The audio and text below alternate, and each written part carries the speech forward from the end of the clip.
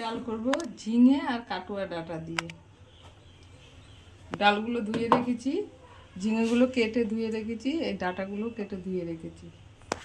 কড়াইয়ে তেল গরম করতে দিয়েছি, একটু পাঁচফোড়ন দিলাম, দুটো শুকনো লঙ্কা দিলাম,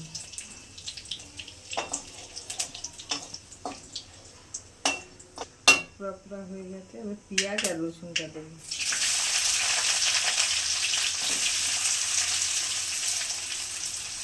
পেঁয়াজ দিলাম,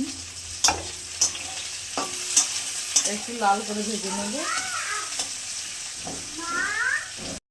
হয়ে গেছে রসুন পেঁয়াজগুলো, ঝিঙে আর ডাঁটাগুলো দিয়ে দিলাম, টমেটো কুচি দিলাম,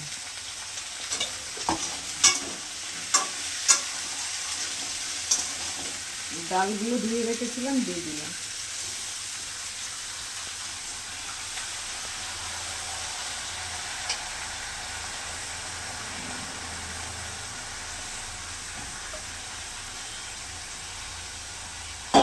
দিলাম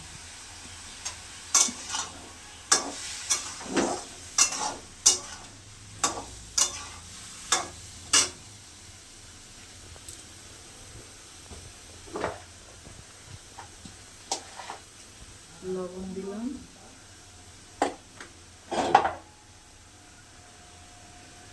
হলুদ দিলাম,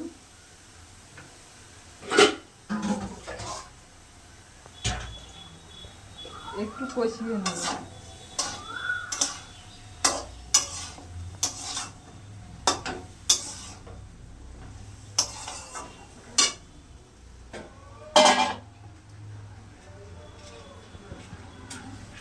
দিলাম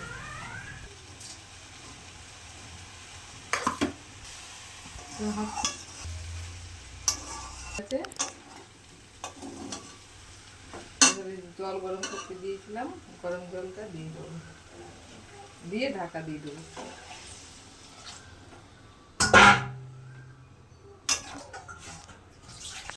হয়ে গেছে, ঝিঙে ডাঁটা সব সিদ্ধ হয়ে গেছে, ডালও সিদ্ধ হয়ে গেছে, আর একটুখানি ফুটলেই নামিয়ে দেবো।